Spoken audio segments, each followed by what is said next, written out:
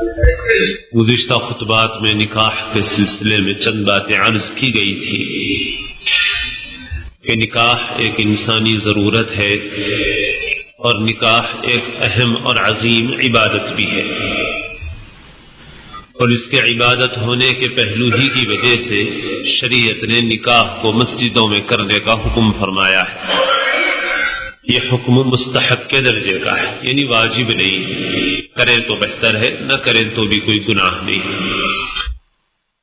لیکن ترغیب بہرحال اس کی دی گئی ہے، اور یہ ترغیب یہ بتاتی ہے کہ نکاح کے اندر عبادت کا پہلو غالب، ورنہ اگر ایسا نہ ہوتا تو پھر مسجد میں نکاح کرنے کا حکم نہ فرمایا جاتا، اس کی ترغیب نہ دی جاتی۔ نکاح بلا شبہ ایک ضرورت ہے، ایک عبادت ہے جسے بہت آسانی کے ساتھ تکمیل پانا چاہیے، لیکن ساتھ ہی یہ بھی ہے کہ نکاح ایک ایسا رشتہ ہے کہ جو مضبوط اور پائیدار ہوتا ہے، اور نکاح کے وقت انسان کی نیت یہی ہوتی ہے کہ اس بندھن کو ہمیشہ ہمیشہ کے لیے قائم رکھے۔ اسی وجہ سے ہماری شریعت کے بھی پیش نظر یہ چیز، اسی وجہ سے ہماری شریعت نے اس نکاح کو جو کسی وقت کے ساتھ معین اور موقت کیا جائے، مثلا 2 مہینے کے لیے نکاح یا سال بھر کے لیے نکاح، ایسے نکاح کو ہماری شریعت نے حرام قرار دیا کہ نکاح ایسا نہیں کیا جا سکتا۔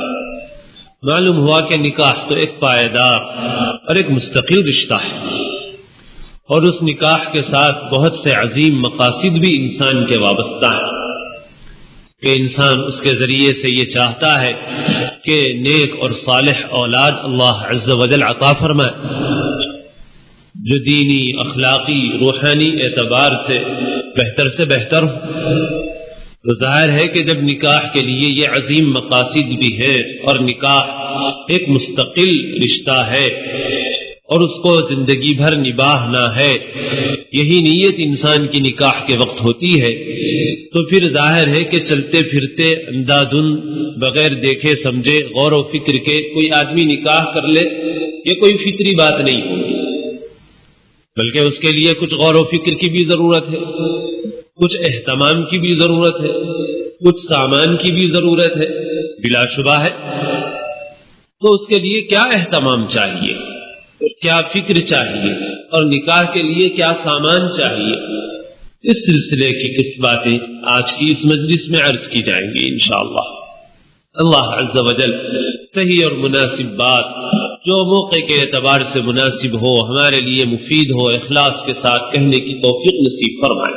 جس چیز کی فکر اور جس چیز کا اہتمام نکاح کے اندر اہم ہے، وہ یہ ہے کہ رشتہ ایسا منتخب کیا جائے جو دینی اور اخلاقی اعتبار سے پسندیدہ ہو۔ رسول اللہ صلی اللہ علیہ وسلم نے فرمایا، اذا خطب الیکم من ترضون دینہ وخلقہ فزوجوہ، جب تمہارے پاس کوئی نکاح کا پیغام بھیجے ایسا آدمی جس کا دین، جس کے اخلاق پسندیدہ ہیں، تو اس سے نکاح کر دو۔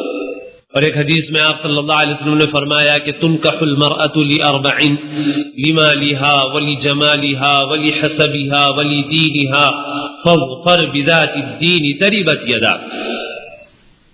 عورت سے نکاح کیا جاتا ہے کبھی اس کے مال کو دیکھ کر، کبھی اس کی خوبصورتی کو دیکھ کر، کبھی اس کے حسب و نسب کو دیکھ کر، اور کبھی اس کے دین کو دیکھ کر۔ فظفر بذات الدین، پس تم دیندار عورت کو حاصل کر کے کامیاب ہو جاؤ۔ آپ نے وہاں تعبیر بھی ایسی اختیار فرمائی، فظفر بذات الدین، فظفر کے معنی کامیاب ہو جاؤ، بذات الدین، دین والی عورت کو حاصل کر کے، دیندار عورت کو حاصل کر کے کامیاب ہو جاؤ۔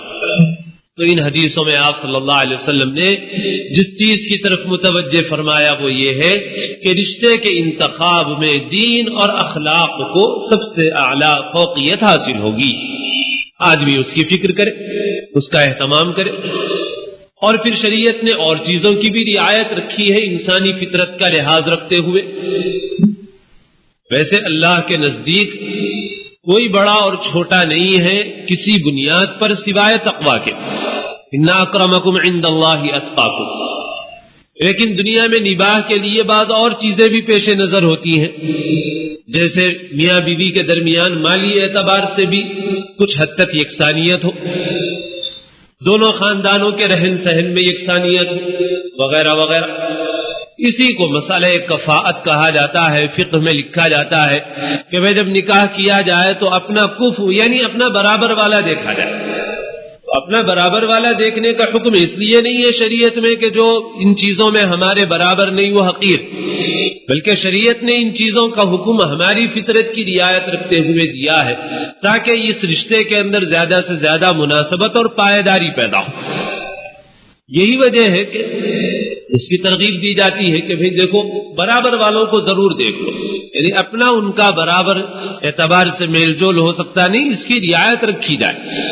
بعض لوگ اس طرح نکاح کرتے ہیں کہ زیادہ سے زیادہ مالدار تلاش کرتے ہیں، تو اگر ایک جانب بہت کم مال والا اور دوسری جانب زیادہ مال والا ہو تب بھی موافقت بعض وقت دشوار ہو جاتی۔ ایسے ہی بعض لوگ جوش میں یہ سوچتے ہیں کہ ہم زیادہ سے زیادہ غریب ہی سے نکاح کریں گے، تو ٹھیک ہے اگر کسی کے دین اور اخلاق سے ایسا متاثر ہو کوئی آدمی کہ باقی چیزوں کو نظر انداز کرنا چاہے تو حرج کی بات نہیں، لیکن ایسے جوش میں کوئی قدم اٹھا لینا پھر بعد میں دوسری چیزوں میں عدم مناسبت ظاہر ہو جائے تو پھر پریشانیاں پیدا ہوتی ہیں۔ تو غرض یہ کہ ہماری شریعت نے ہماری فطرت کی یہ بھی رعایت رکھی ہے کہ بھئی دیگر اعتبارات سے بھی دیکھ لو کہ ہمارے اور ان کے درمیان مناسبت ہے یا نہیں، آئندہ مستقل نباہ ہو سکتا ہے یا نہیں تو کہیں ایسا نہ ہو کہ کل کے دن عادات میں، اخلاق میں، گھر کے رہن سہن میں، بول چال میں ہمارے اور ان کے درمیان اتنا فرق رہے کہ بجائے موافقت کے مخالفت پیدا ہو جائے اور بجائے نباہ کے خدا نخواستہ جدائی کی نوبتیں آ جائیں۔ اس لیے پہلے سے غور و فکر کرو۔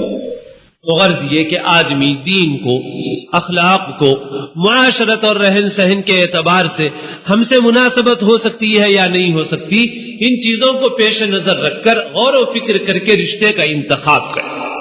اب اس کے بعد جب رشتہ ان معیارات پر جو شریعت نے مقرر فرمائے ہیں جب رشتے کا انتخاب ہو گیا اور پسند کر لیا گیا تو پھر اب نکاح کے لیے کیا کیا سامان کی ضرورت ہے، کیا اہتمام کرنا چاہیے، کتنے مال کی ضرورت ہے۔ تو میرے دوستو جو شریعت کا حکم ہے وہ یہ ہے کہ نکاح کی استطاعت اس شخص کو حاصل ہے کہ جس شخص کے پاس ایک مزید آدمی کے کھلانے کا، ایک مزید آدمی کے لباس کا، ایک مزید آدمی کے رہنے کا انتظام جس کے پاس ہے اس کو نکاح کی استطاعت حاصل ہے۔ مثلا یہ کہ گھر کے اندر 4 آدمی رہ رہے ہیں اور اگر وہ شخص جس کو نکاح کی ضرورت ہے وہ نکاح کر لے تو جہاں 4 آدمی کھا رہے ہیں وہاں 5 آدمی کھا سکتے ہیں۔ 4 آدمیوں کے کھانے پینے کا انتظام ہو رہا ہے، ایک 5واں گھر میں آ جائے ہمارے تو اس 5ویں کے بھی کھانے کا انتظام ہو سکتا ہے۔ اور جہاں 4 آدمیوں کے کپڑے کا انتظام ہو رہا ہے ایک آدمی اور آ جائے تو ضرورت بھر جیسا ہم پہنتے ہیں ویسا کپڑا اس کو بھی پہنا سکتے ہیں۔ اور یہ کہ جیسے 4 آدمی گھر میں رہ رہے ہیں ایک آدمی کا اور اضافہ ہو جائے تو گھر کے اندر رہنے کی گنجائش بھی ہے۔ تو جس کو یہ 3 چیزیں حاصل ہیں اس کے پاس نکاح کی استطاعت۔ اب اگر وہ شخص نکاح میں تاخیر کرتا ہے تو اس کی یہ تاخیر درست نہیں، اور اگر تاخیر کی وجہ سے وہ کسی گناہ میں مبتلا ہوتا ہے تو بہت زیادہ گنہگار ہے، اس وجہ سے کہ نکاح کی استطاعت کے باوجود اس نے نکاح نہیں کیا۔ اب ہمارے نزدیک استطاعت کا معیار یہ ہے کہ صاحب اب اس کے پاس شادی کرنے کے لیے 50,000، لاکھ، 2 لاکھ، 10 لاکھ، 20 لاکھ اپنے اپنے معیار کے اعتبار سے لوگوں نے بنا رکھے ہیں کہ بھئی جب تک اتنے پیسے نہ ہو اور اتنا مال اکٹھا نہ ہو اور شادی کی تقریب اس معیار کی نہ کی جائے اور ولیمے کی تقریب اس معیار کی نہ کی جائے اور فلاں فلاں رسومات میں خرچ نہ کیا جائے اس وقت تک آدمی نکاح نہیں کر سکتا۔ لیکن ہمارا یہ تصور ہمارا اپنا بنایا ہوا تصور ہے، ہمارے پیدا کرنے والے اللہ نے اور ہمارے آقا محمد رسول اللہ صلی اللہ علیہ وسلم نے جو دین اور شریعت اور زندگی کا جو نظام اور جو طریقہ ہمارے لیے متعین فرمایا اس نظام اور اس طریقے کے اندر یہ چیز نہیں۔ وہ دین اور زندگی کا وہ نظام اور وہ طریقہ تو ہم سے صرف یہ کہتا ہے کہ بھئی تمہارے پاس مزید ایک آدمی کے کھانے کا، مزید ایک آدمی کے کپڑے کا، مزید ایک آدمی کے رہنے کا اگر تمہارے پاس انتظام ہے تو پھر تم کو نکاح کی استطاعت حاصل ہے، پھر نکاح کی کوشش کرو اور نکاح میں تاخیر مت کرو۔ اور رہ گیا مہر کا مسئلہ، تو مہر کی ادائیگی مرد کے ذمہ لازم ہے، اور صرف نام کے لیے باندھ لینے کا مہر نہیں ہے، اور مہر کی بات انشاءاللہ پھر آئے گی بھی۔ لیکن اس مہر کے اندر بھی شریعت نے ایک لچک رکھ دی کہ وقتی طور پر پوری طرح سے 100% جکڑا نہیں گیا کہ بھئی جب تک مہر فراہم نہ ہو اس وقت تک نکاح نہیں کر سکتے، بلکہ اگر کوئی رشتہ ایسا مل جائے کہ جہاں پر سامنے والا مہر ادھار لینے پر تیار ہو جائے اور یکمشت لینے کے بجائے اقساط پر لینے کے لیے تیار ہو جائے، اس بات پر آمادہ ہو جائے کہ بھئی ابھی نہیں ہے تمہارے پاس تو جب آئے جب دے دینا، بعد میں دے دینا، سال بھر بعد دینا، 2 سال بھر بعد دینا، تو ویسے موقع پر بھی آدمی نکاح کر لے کہ مہر فوری نقد ادائیگی اس کے لیے بہتر تو ہے، لیکن نقد ادائیگی کو شریعت نے لازم اور ضروری نہیں قرار دیا کہ جس کی وجہ سے نکاح مؤخر ہو جائے، وہاں شریعت نے لچک رکھی۔ تو غرض یہ کہ مہر کی ادائیگی اگرچہ مرد کے ذمہ لازم ہے، مگر اس میں بھی شریعت نے ایسی لچک رکھی ہے کہ فی الفور نکاح کے لیے اس کا بھی لزوم ایسا نہیں ہے کہ جس کی وجہ سے نکاح مؤخر ہو جائے۔ تو غرض یہ کہ جس کے پاس اتنی استطاعت ہے بس اس کو نکاح کی استطاعت حاصل ہے۔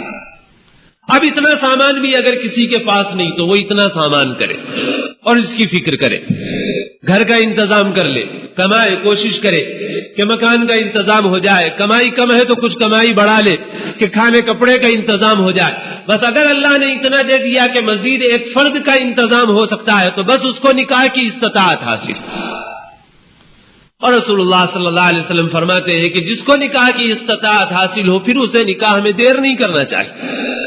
من استطاع منکم الباءۃ فلیتزوج فإنه اغض للبصر واحسن للفرج، جس کو نکاح کی استطاعت ہو تو اسے نکاح کر لینا چاہیے، اس وجہ سے کہ نگاہ کو نیچی رکھنے والا ہے، نگاہ کی حفاظت کرنے والا ہے، شرمگاہ کی حفاظت کرنے والا ہے۔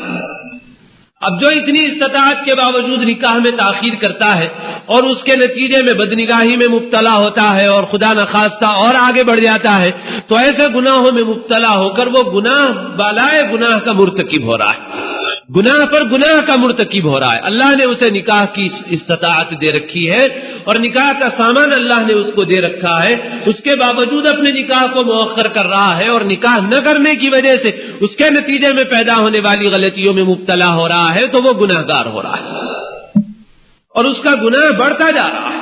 اور اسی طرح وہ سرپرست جو ان معیارات کی وجہ سے، جو معیارات ہمارے بنائے ہوئے ہیں، ہمارے خود ساختہ ہیں، جن معیارات کو ہماری شریعت نے مقرر نہیں کیا، ان معیارات کے لیے اپنے بچوں کے نکاح کو مؤخر رکھے ہوئے ہیں اور بچے اس کی وجہ سے کسی غلطی میں مبتلا ہو جاتے ہیں، تو پھر ایسی صورت میں ماں باپ پر بھی ذمہ داری آتی ہے۔ چنانچہ حدیث میں یہ مضمون ارشاد کہ اگر ماں باپ کی طرف سے کوتاہی ہو اور بچے غلطی میں مبتلا ہو جائیں تو بچوں کی غلطی اور ان کے گناہ کا وبال ماں باپ کے اوپر پڑے گا۔ افسوس کیا بتایا جائے، کل ہی کی بات ہے کہ ایک نوجوان آئے اور انہوں نے اپنی ایسی صورتحال ظاہر کی۔ میں نے کہا کہ بھائی اپنے کسی رشتہ دار کے ذریعے سے اپنے ماں باپ کو مطلع کر دو، تو انہوں نے کہا کہ اپنے ماں باپ کو میں نے سال بھر پہلے مطلع کر دیا اور اس سے پہلے بھی میں نے ان کو مطلع کر دیا، اور اب بھی میں کہتا ہوں مگر یہ کہ وہ فلاں اور فلاں معیار پر ان کو رشتہ نہیں ملتا، لہذا اب وہ مجھ سے یہ پوچھنے آئے تھے کہ میرا ایک جگہ کہیں تعلق ہو گیا ہے اور ایک غیر مسلم لڑکی مسلمان ہونے کو تیار ہے، کیا میں نکاح کر لوں اس سے؟ تو اب جو ماں باپ ایسی صورتحال پیدا کر رہے ہیں وہ ماں باپ کیا ذمہ دار نہیں ہیں؟ کیا وہ نوجوان اگر گناہ میں مبتلا ہو جائے تو ماں باپ چھوٹیں گے؟ ہرگز نہیں چھوٹیں گے۔ وہ نوجوان اگر بدکاری میں مبتلا ہوتا ہے، ایک بار مبتلا ہو یا 10 بار مبتلا ہو، جہاں اس کا گناہ اس کو ہوگا وہیں اس کا گناہ ماں باپ کو بھی ہوگا، جنہوں نے اپنے جھوٹے معیارات کی وجہ سے اس بچے کے نکاح میں تاخیر کی اور اتنی تاخیر کی کہ اس کے بدکاری میں مبتلا ہونے کی نوبت آتی۔ اور نکاح کتنا آسان ہونا چاہیے، نکاح اتنا آسان ہونا چاہیے کہ جس آدمی کے پاس نکاح کی استطاعت ہو، اگر اس کو ضرورت محسوس ہو نکاح کرنے کی، تو اگر وہ دیکھے اور غور کرے کہ میرے سامنے نکاح کا راستہ آسان ہے یا بدکاری کا راستہ آسان ہے، تو بدکاری کا راستہ دشوار ہونا چاہیے، نکاح کا راستہ آسان ہونا چاہیے۔ مگر افسوس اس وقت معاشرے کی صورتحال صراحت کے ساتھ کیا بیان کروں آپ کے سامنے، اگر بیان کروں تو مناسب نہیں معلوم ہوتا کہ صورتحال اتنی بدترین ہے کہ نکاح کے مقابلے میں بدکاری بدرجہ آسان ہو گئی اور بدکاری کے مقابلے میں نکاح بدرجہ زیادہ مشکل ہو گیا۔ کیا اس صورتحال کو ختم کرنے کی ذمہ داری مسلمان پہ نہیں؟ اب جب نکاح کا موقع آئے تو اس وقت بھی شریعت نے کیا لازم قرار دیا؟ ایجاب و قبول، دو گواہوں کی موجودگی۔ جو نکاح کا خطبہ پڑھا جاتا ہے اس کی حیثیت بھی سنت کی، یعنی اگر کہیں پر کوئی شخص خطبہ نکاح کو جاننے والا نہ ہو، پڑھنے والا نہ ہو، تو بھی نکاح میں رکاوٹ نہیں پیدا ہوتی کہ صاحب نکاح کو پڑھنے والا کوئی موجود نہیں، اس لیے کہ نکاح کے اس خطبے کو پڑھنا سنت بہتر ہے، پڑھنے والا ہو تو ضرور پڑھے، لیکن اگر کہیں پڑھنے والا نہیں ہے تو اس کی وجہ سے بھی نکاح مؤخر کرنا ضروری نہیں۔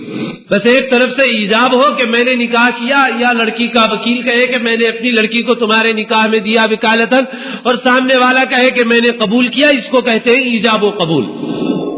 یہ ایجاب و قبول، اور اس ایجاب و قبول کے وقت دو گواہوں کا سامنے موجود ہونا، اور یہ ضروری نہیں کہ ان کو باضابطہ کوئی کارروائی ہی میں لایا جائے، دو مسلمان عادل آدمی سامنے موجود ہے اور ان کے سامنے ایجاب و قبول کا یہ عمل ہو جاتا ہے تو نکاح خود بخود منعقد ہو جاتا ہے۔ تو سوائے اس کے ایجاب و قبول اور دو گواہوں کی موجودگی کے شریعت نے کوئی اور شرط لازم قرار نہیں کی، اور خطبہ نکاح کو مسنون مقرر فرمایا۔ اس قدر نکاح کو شریعت نے آسان فرمایا۔ یہ ہے نکاح کا تصور، آسان سے آسان نکاح۔ فکر ہو رشتے کے انتخاب کی، فکر ہو اچھے شریک زندگی کی، اور جب انتخاب ہو جائے تو سامان کتنا ہو، بس ایک مزید فرد کے کھانے پینے اور رہنے سہنے کا انتظام، اتنے کا سامان، بس اس کے بعد پھر نکاح کے اندر جتنی چیزیں ہم نے پیدا کر لی ہیں وہ ساری چیزیں محض تکلف اور ہماری اپنی بنائی ہوئی نہیں ہے۔ اور گزشتہ تقریر میں نے رسول اللہ صلی اللہ علیہ وسلم کے نکاح کے اور صحابہ کرام کے نکاح کے اور حضرت فاطمہ الزہرا رضی اللہ تعالی عنہا کے نکاح کے واقعات میں نے آپ کو سنائے۔ اب اس وقت ایک نکاح ایک تابعی سید التابعین سعید ابن المسیب رضی اللہ تعالی رحمۃ اللہ علیہ کا سناتا ہوں کہ سید التابعین سعید ابن المسیب بہت بڑے بزرگ ہیں، تابعین میں سب سے بڑے سمجھے جاتے ہیں۔ تابعین کے معنی وہ جنہوں نے صحابہ کو دیکھا، تو جو تابعین تھے ان میں بھی سب سے بڑا اور اونچا مرتبہ تھا حضرت سعید ابن المسیب کا۔ بہت بڑے عالم تھے اور بڑے زاہد، بڑے اللہ والے، سال ہر سال تک اپنے گھر سے مسجد کے علاوہ کوئی اور راستہ نہیں دیکھا، مسجد میں بس ایک جگہ پر سال ہر سال بیٹھنے کا معمول رہا ہوگا۔ اور انہوں نے اپنی صاحبزادی کی بھی جو تربیت کی تو ظاہر ہے کہ وہ مثالی رہی ہو۔ وقت کے شہزادے کا پیغام آیا ان کی لڑکی کے لیے، مگر ان کا مزاج بڑا دینی اور بڑا زاہدانہ مزاج تھا۔ انہوں نے یہ کہہ کر اس رشتے کو رد کر دیا کہ میں اپنی بیٹی کو تمہارے گھر میں اس لیے نہیں دے سکتا کہ تم لوگ ایسی عیش میں مبتلا ہو کہ اگر اس میں میری بیٹی جائے تو اس کا دین خطرے میں پڑے گا، لہذا میں اپنی بیٹی کو تمہارے نکاح میں نہیں دوں گا۔ شہزادے کا پیغام انہوں نے رد کر دیا، اور اس کا رد عمل یہ بھی سامنے آیا کہ اس وقت کے حکمرانوں نے اس اہم ترین اور اس بزرگ ترین شخصیت کو ایسی سزا دی کہ بازاروں میں ان کو پھرایا اور ان کو مارا، مگر اس کے باوجود انہوں نے اس پیغام کو قبول نہیں کیا۔ پھر اس کے بعد ایک مرتبہ حضرت سعید بن المسیب رحمت اللہ علیہ اپنے درس میں تھے، ایک طالب علم 2-3 دن کے ناغے کے بعد درس میں آیا، تو حضرت سعید بن المسیب نے اس طالب علم سے پوچھا کہ بھئی تم میرے پاس حدیث سیکھنے کے لیے آیا کرتے ہو، مگر 2-3 دن سے تم آئے نہیں میرے پاس، کیا بات ہے؟ تو اس نوجوان طالب علم نے کہا کہ نہ آنے کا سبب یہ ہوا کہ میری بیوی کا انتقال ہو گیا تھا، اس وجہ سے میں اس کی تجہیز و تکفین وغیرہ میں مشغول رہا، اور ایسے مسائل تھے گھر کے جس کی وجہ سے میں نہیں آ سکا۔ تو حضرت سعید بن المسیب رحمۃ اللہ علیہ نے اس سے پوچھا کہ کیا تم نے کوئی نکاح کر لیا؟ اب ذرا اس سوال کو بھی ہم اپنے معاشرے کے پس منظر میں دیکھیں کہ بیوی کا انتقال ہوئے 3 دن نہیں ہوئے، مگر حضرت سعید بن المسیب جو صحابہ کو بہت بڑی تعداد میں صحابہ کو دیکھے ہوئے ہیں اور سید التابعین ہیں اور خیر القرون کی ایک اہم ترین شخصیت ہے، وہ یہ نہیں فرماتے کہ بھائی 40 دن گزر گئے نکاح کیسا ہوگا تمہارا، وہ تو 3 دن میں یہ پوچھتے ہیں کہ کیا تم نے کوئی نکاح کر لیا۔ کوئی قید نہیں ہے شریعت میں، یہ ہماری بنائی ہوئی قید ہے۔ تو اس طالب علم نے عرض کیا کہ حضرت میرا نکاح کہاں سے ہوگا، میرے پاس اتنا مال نہیں ہے کہ جس مال کو میں دے سکوں، اور بغیر مال دیے کوئی اپنی لڑکی کا نکاح میرے ساتھ کیسے کرے گا، مہر دینا پڑے گا، نان نفقہ دینا پڑے گا، میرے پاس استطاعت نہیں ہے، اس وجہ سے میں نے نکاح نہیں کیا۔ حضرت سعید بن المسیب نے اس سے پوچھا کہ اچھا اگر کوئی اپنی لڑکی تمہارے ساتھ نکاح کرنے کے لیے تیار ہو تو کیا تم آمادہ ہو؟ تو اس نے کہا کہ حضرت مجھے کون دے گا، مجھے تو کوئی دے نہیں سکتا، وہ بار بار یہی کہتا رہا. حضرت سعید بن المسیب نے فرمایا کہ میں اپنی لڑکی کا نکاح تم سے کرنا چاہتا ہوں. چونکہ وہ طالب علم حضرت سعید بن المسیب کے پاس آیا کرتا تھا اور حضرت سعید بن المسیب اس سے پہچانتے تھے اور اس کے دین اور اخلاق سے مطمئن تھے، اس لیے چاہا کہ اپنی بیٹی کا نکاح اس سے کر دوں. فرمایا کہ میں اپنی بیٹی کو تمہارے نکاح میں دینا چاہتا ہوں. اول تو وہ حیران ہوا اور اس نے کہا کہ اگر یہ سعادت مجھے ملے تو میں کیسے اسے رد کر سکتا ہوں. حضرت سعید بن المسیب نے اسی وقت اپنی بیٹی کا نکاح اس سے پڑھا دیا وکالتاً، کیونکہ باپ وکیل ہوتا ہے اور وکالتاً اپنی بیٹی کا نکاح پڑھا سکتا ہے. انہوں نے اپنی بیٹی کا نکاح اس طالب علم سے پڑھا دیا. اور گزشتہ جو واقعات میں نے سنا ہے اس میں بھی ایسا ہی ہے کہ نکاح کے لیے پہلے سے تاریخ کا تعین اور اہتمام یہ تھا ہی نہیں اس دور میں. رسول اللہ صلی اللہ علیہ وسلم کے نکاح میں بھی نہیں ہوا کبھی ایسا، صحابہ کے نکاح میں بھی نہیں ہوا کبھی ایسا. بس جہاں پر اطمینان ہو گیا، بات طے ہو گئی، تو پھر نکاح میں تاخیر نہیں ہوئی. غرض نکاح ہو گیا، اب وہ طالب علم اپنے گھر چلا گیا. اب اس کے بعد رات میں وہ طالب علم یہ کہتا ہے کہ رات میں میں نے کھٹکا مارنے کی آواز سنی دروازے پر، تو میں نے پوچھا کون؟ تو باہر سے جواب آیا سعید. تو میں نے غور کیا کہ میرے جاننے والوں میں سعید کون ہے، تو کوئی سمجھ میں نہیں آیا مجھے سوائے اپنے استاد سعید بن المسیب رحمۃ اللہ علیہ. تو میں آگے بڑھا اور میں نے دروازہ کھولا تو سامنے دیکھا تو حضرت سعید بن المسیب کھڑے ہوئے ہیں. اور پھر اس کے بعد حضرت سعید بن المسیب نے فرمایا کہ یہ تمہاری امانت ہے، تمہارے حوالے کرنے کے لیے آیا ہوں. پھر اس کے بعد بازو ہٹ گئے تو پیچھے ان کی صاحبزادی پردے کے ساتھ کھڑی ہوئی تھی. انہوں نے کہا کہ ان کو اندر لو، اور پھر اس کے بعد اپنی صاحبزادی کو اندر داخل کیا اور پھر اس کے بعد واپس چلے گئے. یہ کون سا واقعہ ہے؟ خیر القرون کا، یعنی صحابہ کا دور ہی کہہ لیجیے آپ، کیونکہ صحابہ اور تابعین کا دور ایک دوسرے کے اندر داخل ہے.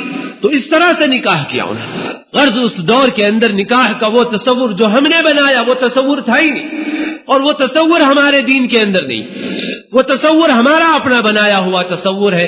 افسوس کہ آج ہم نے غیروں کی تقلید میں اور عجمی طریقوں کو اختیار کرتے ہوئے اور ہندوانہ رسوم و رواج کو اختیار کرتے ہوئے اس نکاح کو ایسا دشوار بنا دیا کہ عمریں ڈھلتی جا رہی ہیں اور بالوں میں سفیدی ظاہر ہو رہی ہے اور جھوٹی موٹی عمریں بتانے پڑ رہی ہیں اپنی کہ صاحب اتنی نہیں اتنی عمر ہے، مگر اس کے باوجود نکاح کی نوبت نہیں آتی اور نکاح کا سامان نہیں ہو رہا. لڑکیوں کا بھی مسئلہ ہے، لڑکوں کا بھی مسئلہ ہے. یہ سارا ماحول جو ہم نے بنا رکھا یہ ہمارے دین کے خلاف، ہماری شریعت کے خلاف ہے. ہماری شریعت تو اس نکاح کو آسان سے آسان بنانے کے لیے آئی. اس لیے میرے دوستو ضرورت ہے کہ اب کچھ لوگ ہمت کر کے اٹھیں. باتیں بہت ہوئی ہیں، ہو رہی ہیں، اور عمل کرنے والے عمل کر بھی رہے ہیں. اچھے نمونے بھی سامنے آ رہے ہیں، غلط نمونے بھی سامنے آ رہے ہیں. جہاں پر اچھے نمونوں کی توقع ہے کبھی وہاں غلط نمونے سامنے آ رہے ہیں، جہاں اچھے نمونوں کی توقع نہیں کبھی وہاں سے اچھے نمونے سامنے آ رہے ہیں. ہمارا کام تو بس یہ ہے کہ اچھے نمونوں کو ہم اپنے لیے مثال بنائیں، نئے کے غلط نمونوں کو اپنے لیے مثال بنائیں. غلطی چاہے کسی کی ہو وہ غلطی ہے، غلطی کو مثال بنانے کے بجائے اچھے نمونوں کو مثال بنایا جائے.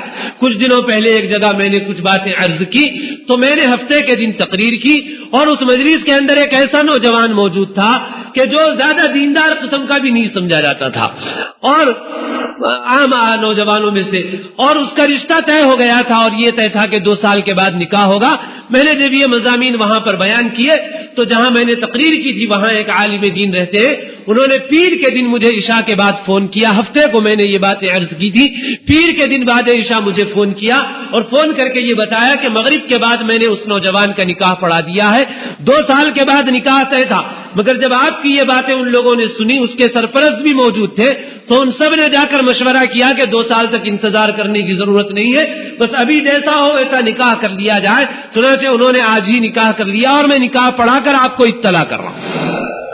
اور پھر انہوں نے یہ بتایا کہ وہ ایسے گھرانے کا نوجوان ہے جہاں پر شاید غلط قسم کے رسوم و رواج کے بغیر کوئی نکاح ہو نہیں سکتا، اور اس نوجوان کی صورت شکل دیکھی جائے تو کوئی نہیں کہہ سکتا کہ یہ نوجوان ایسی ہمت کر سکے گا. ایک شوق قسم کا نوجوان سمجھا جاتا ہے، مگر اس نے ماشاءاللہ ایسی ہمت کر لی. تو میرے دوستو اگر آدمی ہمت کرے تو اس صورتحال کو بدلنا آسان ہے.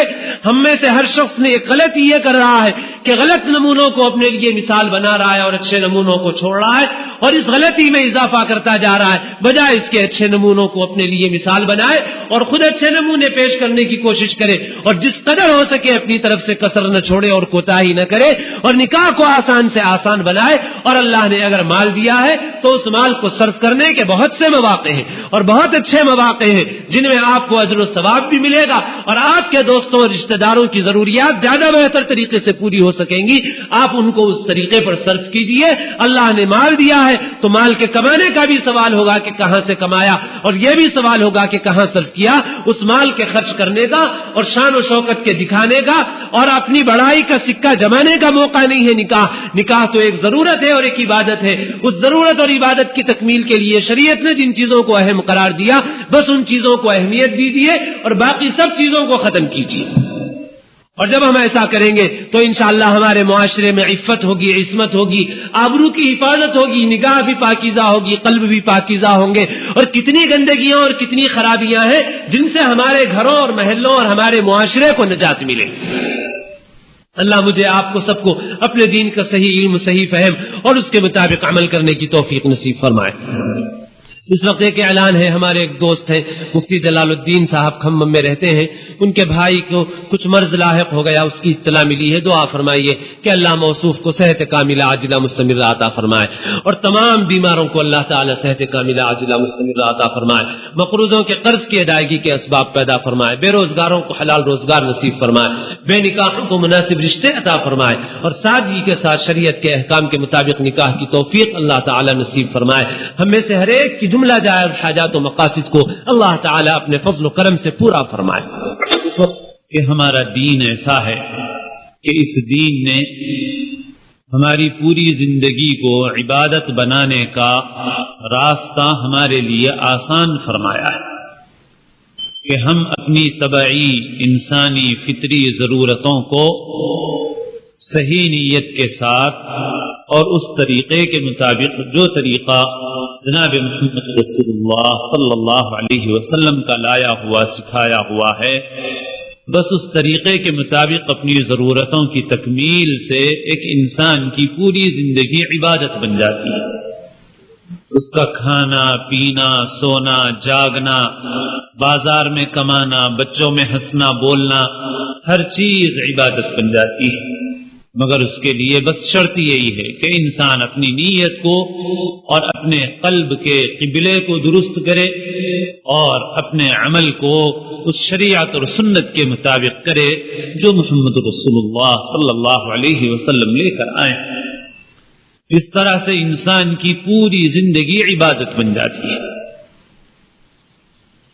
اب ہماری جو اہم ترین ضرورت ہے نکاح کی, اسے بھی شریعت نے دین کا درجہ دیا اور رسول اللہ صلی اللہ علیہ وسلم نے فرمایا من تزوج فقد استکمل نصف الدین فلیتق اللہ فی النصف الباقی. جو شخص نکاح کرتا ہے اپنے آدھے دین کی تکمیل کرتا ہے, باقی آدھے میں اللہ سے ڈرے. نکاح کو اتنا بڑا مقام دیا گیا. اب اس نکاح کے دین بننے کی شکل یہی ہے کہ نکاح کے اندر بھی نیت صحیح ہو اور نکاح کا طریقہ بھی صحیح ہو, پھر یہ چیز بھی دین بن جائے گی. نکاح کی بنیادی طور پر دو حیثیتیں ہیں. ایک یہ کہ نکاح ایک انسانی ضرورت ہے اور دوسری حیثیت یہ ہے کہ نکاح ایک دینی اہم عبادت ہے. ان دونوں حیثیتوں کا تقاضا یہ ہے کہ نکاح آسان سے آسان ہو, اس میں کوئی دشواری نہ رہے, کیونکہ ضرورت کی جو چیز ہوتی ہے اس کا دشوار ہو جانا بھی معاشرے میں فساد پیدا کرتا ہے. مثلا اگر انسانوں کو کھانے پینے کو جو ضروری غذا ہے وہ میسر نہ آئے تو پھر چوری عام ہوگی, ڈکیتی عام ہوگی. تو اب انسانی معاشرے کی ذمہ داری کیا ہے کہ جو چیز انسان کے لیے طبعی طور پر ضروری اور لازمی ہے اسے آسان بنائے. دیکھیے اسی وجہ سے حضرت عمر رضی اللہ تعالی عنہ کے زمانے میں ایک شخص لایا گیا کہ اس نے چوری کی, اور چور کی سزا شریعت میں یہ ہے کہ جب ایک خاص مقدار میں اگر وہ مال چوری کر لے اور اس کی چوری ثابت ہو جائے تو پھر اس کے ہاتھ کاٹے جاتے ہیں. لیکن زمانہ تھا قحط کا اور اس نے جو چیز چوری کی تھی وہ کھانے کی تھی. حضرت عمر رضی اللہ تعالی عنہ نے اسے کوئی اور مناسب سزا دے دی, لیکن اس پر حد جاری نہیں فرمائی. گویا معلوم ہوا کہ جو چیزیں ضرورت کی ہیں اگر ان کے اوپر ایسی قیدیں عائد ہو جائیں کہ جن سے ان کا حاصل کرنا دشوار ہو، یا معاشرے میں صورتحال ایسی بن جائے تو پھر معاشرے پر اس کی ذمہ داری عائد ہوتی ہے۔ تو جیسے ضرورت کی چیز ہے کہ بھئی انسان کو کم از کم اتنی غذا مل جائے جس سے اس کا پیٹ بھر جائے، اس کی پیٹھ کمر سیدھی رہے، اتنا کپڑا مل جائے جس سے اپنا بدن چھپا سکے، اتنا مکان مل جائے جس سے سایہ حاصل کر سکے، اتنی چیزیں ضروری ہیں۔ اب یہی وجہ ہے کہ ہم دیکھتے ہیں کہ جو حکومتیں ہوتی ہیں، حکومتیں بھی انسانی ضروریات کو فراہم کرنے کا اہتمام کرتی ہیں۔ مثلا یہ کہ یہ چیزیں انسانی ضروریات کی ہیں، اس کو حکومت سبسڈی دیتی ہے، سستا کرتی ہے، حساب راشن کے ذریعے سے چاول دیا جائے، غلہ دیا جائے، غریبوں کے لیے مکانات بنائے جائیں، ایسی اسکیمیں حکومت چلاتی ہے۔ کیوں چلاتی ہے؟ ایک چیز تو ہے تعیشات کی، تعیشات کی چیزیں جو لوگ استعمال کرتے ہیں ان پر تو حکومت ٹیکس بڑھاتی ہے، کیونکہ تعیشات انسان کے لیے ضروری نہیں، لیکن جو چیزیں ضروریات کی ہیں تو حکومت اس پر ٹیکس بڑھاتی نہیں، بلکہ جہاں تک حکومت سے ممکن ہو اور ملک کا مالیہ جتنا مضبوط ہو اتنا ایک خیر خواہ حکومت یہ کوشش کرتی ہے کہ نہ صرف یہ کہ ٹیکس نہ بڑھائے جائیں بلکہ اس کی حقیقی مالیت سے بھی کم دام میں اسے لوگوں کو دیا جائے۔ اگر ایک چیز 10 روپے میں ملتی ہے تو حکومت اسے خریدتی ہے اور عوام کو اسے 5 روپے میں دیتی ہے، اور 5 روپے کی سبسڈی اس پر دیتی ہے۔ کیوں؟ تاکہ ضروریات لوگوں پر تنگ نہ ہو، کیونکہ جب ضروریات میں تنگی ہو جائے گی تو پھر معاشرے میں بڑا فتنہ اور فساد پیدا ہوگا۔ میرے دوستو، جیسے یہ کھانا پینا، کپڑا، مکان یہ انسان کی ضرورت ہے، ایسے ہی انسان کی ایک طبعی اور لازمی ضرورت ہے نکاح۔ جب انسان کی عمر نکاح کے لائق ہو جائے اور انسان کو اس کی ضرورت محسوس ہونے لگے تو پھر یہ ضرورت آسانی سے پورا ہونا چاہیے۔ اگر یہ ضرورت آسانی سے پوری نہیں ہوگی تو پھر معاشرے میں بہت بڑا فتنہ اور فساد پیدا ہوگا۔ چنانچہ رسول اللہ صلی اللہ علیہ وسلم ارشاد فرماتے ہیں، کسی نکاح کو آسان کرنے کے لیے اس کے راستے میں اڑچنے پیدا کرنے سے لوگوں کو روکتے ہوئے آپ فرماتے ہیں، اذا خطب الیکم من ترضون خلقه ودینه فزوجوه الا تفعلوه تکن فتنة فی الارض وفساد عریض، کہ جب تمہارے پاس کوئی رشتہ ایسا آئے کہ جو دینی اور اخلاقی اعتبار سے قابل قبول ہو، دینی اور اخلاقی اعتبار سے پسندیدہ ہو، تو آپ باقی چیزوں کی زیادہ فکر مت کرو، نکاح کر دو۔ جب کوئی رشتہ ایسا آئے جو دینی اور اخلاقی اعتبار سے مناسب و پسندیدہ ہو تو نکاح کر دو، اور اگر تم ایسا نہیں کرو گے تو کیا ہوگا؟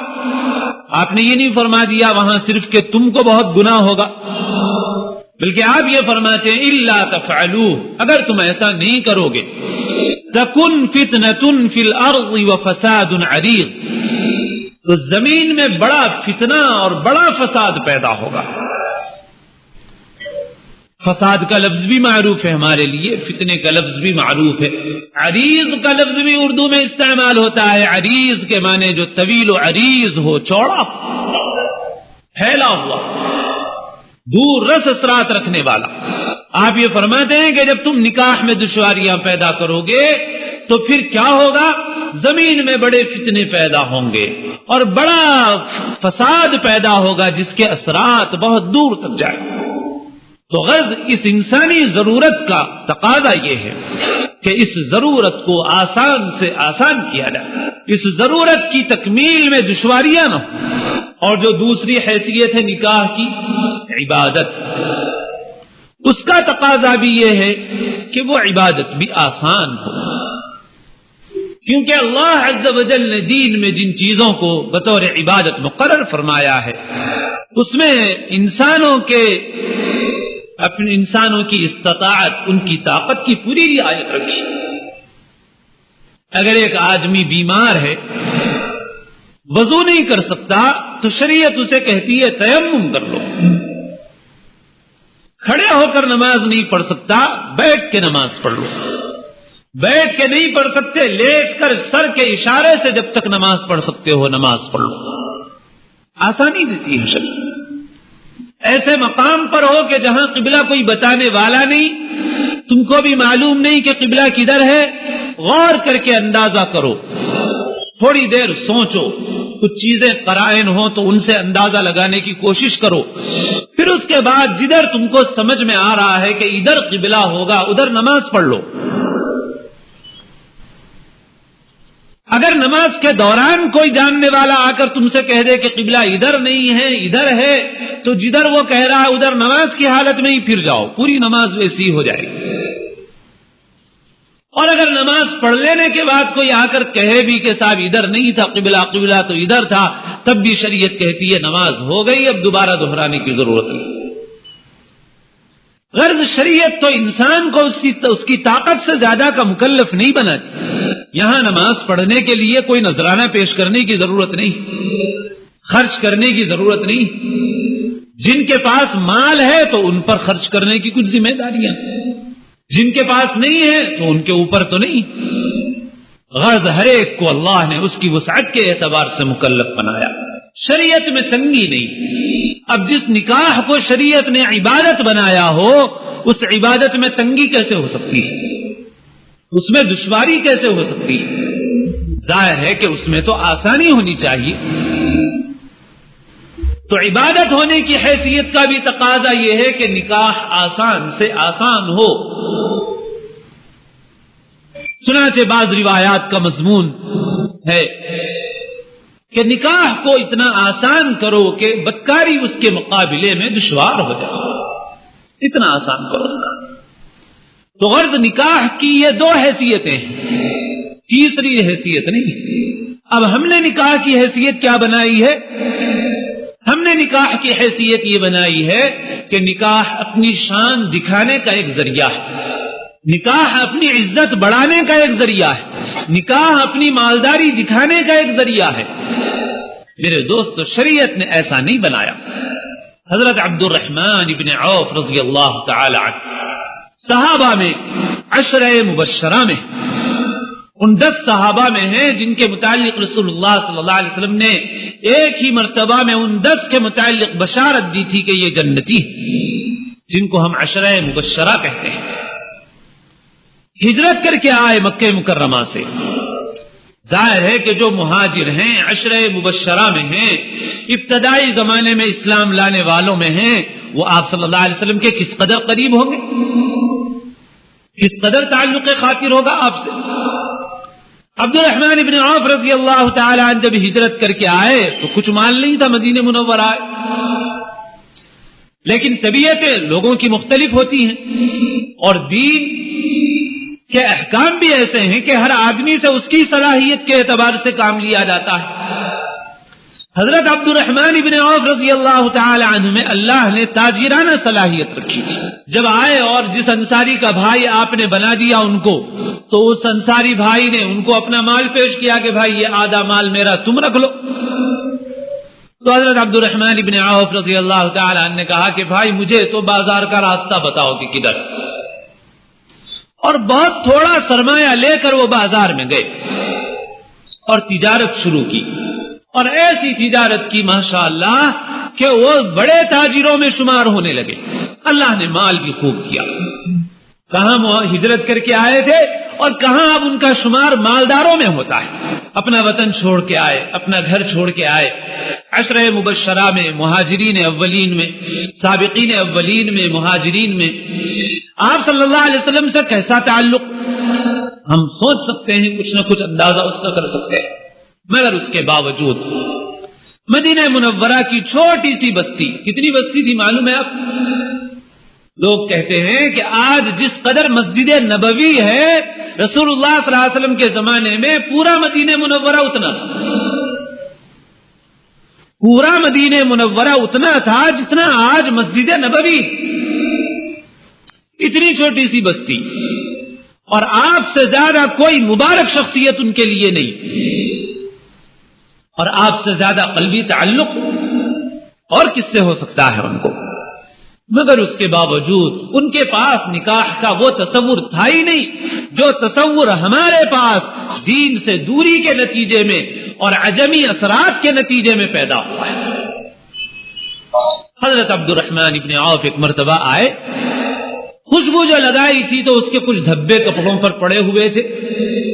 آپ صلی اللہ علیہ وسلم نے اسے دیکھ کر پوچھا کہ کیا بات ہے، یہ خاص خوشبو لگائے ہوئے معلوم ہو رہے ہو؟ حضرت عبد الرحمن ابن عوف عرض کرتے ہیں کہ اللہ کے رسول صلی اللہ علیہ وسلم میں نے نکاح کر لیا۔ سبحان اللہ، آپ کو اطلاع بھی نہیں۔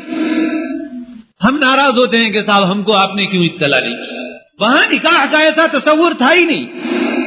اس چھوٹی سی بستی میں بھی انہوں نے آپ کو اطلاع نہیں فرمائی کہ میں نکاح کر رہا ہوں۔ بالکل الٹا معاملہ ہے، اور بالکل ایسا ہی واقعہ حضرت جابر رضی اللہ تعالی عنہ کا تقریباً اسی طرح۔ بعد نکاح آپ نے ان سے پوچھا تو انہوں نے کہا کہ میں نے نکاح کر لیا، آپ کو کوئی اطلاع نہیں۔ اب ہم سوچیں گے کہ صاحب ہم کو تو پتہ نہیں کہاں کہاں مجمع جمع کرنے پڑتے ہیں، کیا کرنا پڑتا ہے، تو آخر ان لوگوں کا نکاح ایسے کیسے ہو جاتا تھا کہ چھوٹی سی بستی میں پتہ بھی نہیں چلتا تھا۔ اور شریعت کا حکم ہے اعلان کرو، تو اعلان کہاں سے کرتے تھے؟ تو بھائی اعلان بھی سن لو کہ کیا مطلب ہے اعلان کا۔ اعلان کرنے کا مطلب یہ ہے کہ چھپے چوری دوستیاں نہ ہوں، اور زنا و بدکاری میں اور نکاح میں یہ فرق ہو جائے کہ نکاح کے بہت سے گواہ موجود رہیں، کم سے کم 2 گواہ موجود رہیں، تاکہ چوری چھپے دوستی میں اور نکاح میں فرق ہو جائے۔ چنانچہ کیسے ہوتے تھے نکاح؟ حضرت فاطمہ رضی اللہ تعالی عنہا کا نکاح دیکھ لیجیے۔ آپ صلی اللہ علیہ وسلم نے حضرت علی کا رشتہ قبول کر لیا۔ انشاءاللہ آئندہ خطبات میں اس نکاح سے اور بھی جو سبق حاصل ہوتے ہیں وہ بیان کیے جائیں، فی الحال ایک جز مقصود ہے۔ آپ صلی اللہ علیہ وسلم نے پیغام قبول فرما لیا۔ جب آپ کا نکاح کا ارادہ ہوا کہ آج نکاح کرنا ہے، تو عین وقت پر رسول اللہ صلی اللہ علیہ وسلم نے، پہلے سے تاریخ مقرر نہیں، پہلے سے کوئی وقت طے نہیں کہ فلاں دن ہوگا، فلاں وقت ہوگا، فلاں جگہ ہوگا، کچھ نہیں، عین وقت پر رسول اللہ صلی اللہ علیہ وسلم کچھ آدمیوں کو دوڑاتے ہیں کہ جاؤ ابو بکر کو بلا لاؤ، عمر کو بلا لاؤ، اور فلاں کو بلا لاؤ، اور فلاں کو بلا لاؤ رضی اللہ عنہم۔ آپ اپنے چند خاص اصحاب کے متعلق لوگوں کو دوڑاتے ہیں کہ جاؤ ان کو بلا کے لاؤ، بلا کر لایا جاتا ہے، جو آ گئے حاضر ہو گئے۔ بس اسی وقت آپ صلی اللہ علیہ وسلم نے نکاح پڑھا دیا، اور چھوارے اور کھجور تو وہاں کی غذائی تھی، وہاں کی پیداوار تھی، وہ آپ کے بازو وہ بھی رکھا ہوا تھا۔ آپ صلی اللہ علیہ وسلم نے اس سے اٹھا کر ہلکے سے اس طرح سے اچھال دیا، ایک چھوٹی سی مجلس میں۔ یہ تھی نکاح کی تقریب۔ اور پھر رخصتی بھی کیسے ہوئی؟ مکان حضرت علی کے پاس تھا نہیں، ایک مکان بدل لیا گیا۔ پھر رات میں حضرت علی یا ان کی طرف سے کوئی بارات لینے کے لیے نہیں آئی، بلکہ آپ صلی اللہ علیہ وسلم نے اپنے گھر کی خاص خادمہ حضرت ام ایمن رضی اللہ تعالی عنہا کے ذریعے حضرت فاطمہ رضی اللہ تعالی عنہا کو خود ہی حضرت علی کے کمرے پر روانہ کر دیا۔ کیا نسبت ہے ہمارے نکاحوں کو ان نکاح؟ کچھ نہیں۔ حالانکہ آپ چاہتے تو آپ کے جانثار صحابہ ایسے تھے کہ وہ مال کے ڈھیر بھی جمع کر سکتے تھے۔ اور یہ بھی یاد رکھیے کہ آپ صلی اللہ علیہ وسلم کو جو فاقے کی، فقر کی کیفیات پیش آتی تھی، یہ آپ کی اختیاری تھی۔ ایسا نہیں کہ آپ کے پاس مال آتا نہیں تھا، آپ کے پاس مال اتنا آتا تھا کہ کچھ پوچھیے مت، مگر آپ اسے رکھتے نہیں تھے، ڈھیروں مال آتا تھا۔ آپ اگر چاہتے تو اپنی بیٹی کے نکاح کے لیے کچھ اٹھا رکھتے، یا اگر چاہتے تو کچھ مدت مؤخر کرتے نکاح کو کہ بھئی 2-4 مہینے کے بعد کچھ مال آئے گا تب نکاح کرو۔ کچھ نہیں تو صحابہ کچھ چراغ جلا دیتے، کچھ دیپ جلا دیتے، کچھ روشنیاں کر دی جاتی، کچھ نہیں۔ عجیب واہ۔ بس بیٹھے بیٹھے آپ نے کچھ اصحاب کو بلایا، نکاح پڑھایا، پھر اس کے بعد رات کے وقت آپ صلی اللہ علیہ وسلم نے اپنے ہی گھر کی ایک عورت کے ذریعے سے حضرت فاطمہ کو حضرت علی کے کمرے پر روانہ کیا۔ اور کیسا تھا نکاح کا تصور ان کے پاس؟ ایک واقعہ جو ہمارے معاشرے کے اعتبار سے عجوبہ ہے۔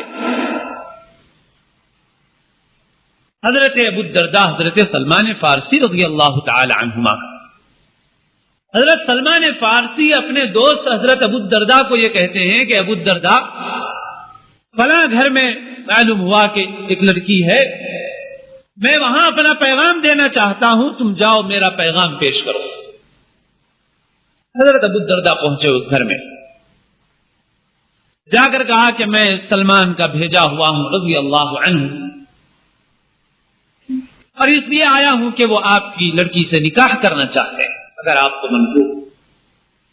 اس گھر کے لوگوں نے کہا کہ بھائی ہمارے ان کے اندر ذرا مناسبت نہیں ہے، اس لیے ہم کو اطمینان نہیں ہے پوری طرح سے، اس لیے ہم اس رشتے پہ آمادہ نہیں۔ ختم ہو گئی بات، ایک معاملہ ختم ہو گیا۔ جب یہ بات صاف ہو گئی اس کے بعد اس گھر کے لوگوں نے خود حضرت ابو الدرداء سے کہا کہ ہم کو یہ معلوم ہوا ہے کہ آپ خود بھی نکاح کے طالب ہیں، کیا یہ بات صحیح ہے؟ حضرت ابو الدرداء نے کہا کہ ہاں میں بھی طالب ہوں نکاح۔ تو ان لوگوں نے کہا کہ ہم کو ان کے متعلق تو اطمینان نہیں مگر آپ کے متعلق اطمینان ہے، اگر آپ چاہیں تو ہم اپنی لڑکی کا نکاح آپ سے کرنے کے لیے تیار ہیں۔ حضرت ابو الدرداء رضی اللہ تعالی عنہ نے غور کیا، کوئی رکاوٹ کی چیز نظر نہیں آئی، ٹھیک ہے۔ تو اسی گھر میں نکاح کر کے باہر نکلے ہیں حضرت ابو الدرداء رضی اللہ۔ کیسے ہو گیا؟ اگر دو آدمی بھی تھے تو نکاح ہو گیا، اور ہو سکتا ہے کہ اسی وقت ایک دو کو بلا لیا گیا ہو، پڑوسیوں کو اطلاع کر دی گئی ہو کہ بھائی ہماری لڑکی کا نکاح ہو رہا ہے، آ جائیے۔ تو غرض گھر سے نکلے ہیں وہ نکاح کر کے۔ پھر حضرت سلمان فارسی پوچھتے ہیں کیا ہوا؟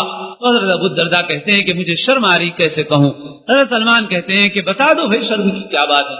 حضرت ابو الدرداء قصہ سناتے ہیں، حضرت سلمان فارسی رضی اللہ تعالی عنہ کہتے ہیں کہ شرمانے کی کیا بات ہے، مجھے شرمانی چاہیے کہ جو عورت تمہارے مقدر میں تھی اس کی طرف میرا خیال گیا، کوئی بات ایسا تھا تصور نکاح۔ آپ صلی اللہ علیہ وسلم کے جو نکاح ہوئے وہ بھی اسی کا نمونہ ہے۔ حضرت خدیجہ الکبریٰ رضی اللہ تعالی عنہا کے انتقال کے بعد آپ صلی اللہ علیہ وسلم نے پیغام بھیجا حضرت خولہ بنت حکیم رضی اللہ تعالی عنہا کے ذریعے، اور آپ نے اس وقت دو نکاح فرمائے، ایک حضرت سودا بنت زمعہ کے ساتھ جو بیوہ تھی، اور ایک حضرت عائشہ رضی اللہ تعالی عنہا کے ساتھ جو کنواری تھی۔ لیکن حضرت عائشہ کی رخصتی تو ہجرت کے بعد ہوئی ہے، حضرت سودا بنت زمعہ اسی وقت گھر میں آ گئی تھی۔ آپ دونوں نکاحوں کا واقعہ تقریباً ایک جیسا ہے کہ خولہ بنت حکیم رضی اللہ تعالی عنہا جب پیغام لے کر گئی تو حضرت ابوبکر صدیق رضی اللہ تعالی عنہ کو ایک شبہ پیش آیا۔ انہوں نے کہا کہ اللہ کے رسول صلی اللہ علیہ وسلم تو میرے دینی اعتبار سے بھائی ہیں، کیونکہ آپ میں اور حضرت ابوبکر صدیق رضی اللہ تعالی عنہ میں عمر کا بھی زیادہ فرق نہیں تھا اور دوستی بھی بہت پہلے سے تھی، اور آپ فرماتے بھی ہیں ایک حدیث میں کہ میں اللہ کے سوا کسی کو خلیل نہیں بنا سکتا، اگر دنیا میں کسی کو اپنا خلیل بناتا میں تو ابو بکر کو اپنا خلیل بناتا، اپنا قلبی دوست بناتا، لیکن خلت کے لیے کوئی گنجائش اللہ کے لیے سوا کسی کے لیے نہیں ہے، اس لیے میں نے کسی کو نہیں بنا، ایسا تعلق تھا۔ تو حضرت ابو بکر کو شبہ پیش آیا، آپ صلی اللہ علیہ وسلم نے کہلا بھیجا کہ ابو بکر سے کہہ دو کہ یہ رشتہ دینی اور ایمانی ہے، دینی اور ایمانی اعتبار سے بے شک وہ میرے بھائی ہیں، مگر یہ کہ نسبی رشتہ نہیں ہے، اور اسی وجہ سے ان کی لڑکی میرے لیے ناجائز نہیں۔ جب شبہ حل ہو گیا تو حضرت ابو بکر رضی اللہ تعالی عنہ فرماتے ہیں اچھا بھائی بلا لاؤ رسول اللہ صلی اللہ علیہ وسلم۔ اب آپ صلی اللہ علیہ وسلم تشریف لائے اور اسی وقت گھر میں نکاح ہو گیا، بس کوئی نہ تاریخ طے کرنے کا مسئلہ تھا نہ کوئی اور جھنجٹ، بس نکاح ہو گیا اسی وقت، البتہ رخصتی ہوئی بات۔ اور حضرت سودا بنت زمعہ سے جو نکاح ہوا اس کا واقعہ بھی بالکل یا اسی طرح سے ہے تقریباً، اس قدر آسانی سے نکاح ہوا۔ یہ تھا تصور نکاح کا۔ فرض نکاح بحیثیت ضرورت ہونے کے اور بحیثیت عبادت ہونے کے، ہر دو حیثیتوں سے اس کا تقاضا یہ ہے کہ نکاح کو ویسا آسان کیا جائے جیسا کہ رسول اللہ صلی اللہ علیہ وسلم اور صحابہ کرام کے معاشرے میں نکاح آسان تھا، اور جس طرح ہم نے نکاح کو دشوار بنایا ہے اللہ کے پاس ہم اس کے جواب دہ ہوں گے، خوب یاد رکھیے۔ اور جیسے کھانے پینے کی ضروریات میں تنگی، چوری، فتنہ اور فساد پیدا کرتی ہے، ویسے ہی نکاح میں تنگیاں جو خرابیاں پیدا کر رہی ہیں، اگر اللہ نے کسی کو عقل دی ہے اور دیکھنے والی آنکھ دی ہے اور سمجھنے والا قلب دیا ہے تو وہ اس کے سینکڑوں ہزاروں نمونے روزانہ اپنی آنکھوں سے دیکھ سکتا ہے، اور اگر اس کے بعد بھی عبرت حاصل نہ کرے پھر کسی کے اوپر کیا ذمہ داری ہے؟ اللہ کے پاس ہم میں سے ہر ایک کو جواب دہ ہونا ہے کہ ہم اپنے اس معاشرے کو اگر بدلتے نہیں اور بدلنے کی کوشش نہیں کرتے تو پھر سمجھ لیجئے کہ ہمارے اوپر کیا ذمہ داری عائد ہوتی ہے۔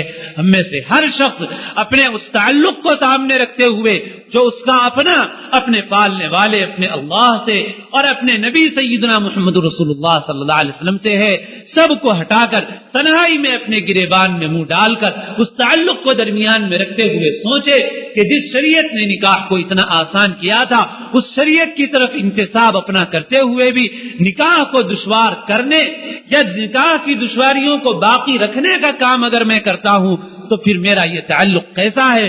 آدمی خود اپنا جائزہ لے، اپنی ذمہ داریوں کو محسوس کرے۔ آئندہ بھی انشاءاللہ یہ گزارشات اس سلسلے کی عرض کی جائیں گی۔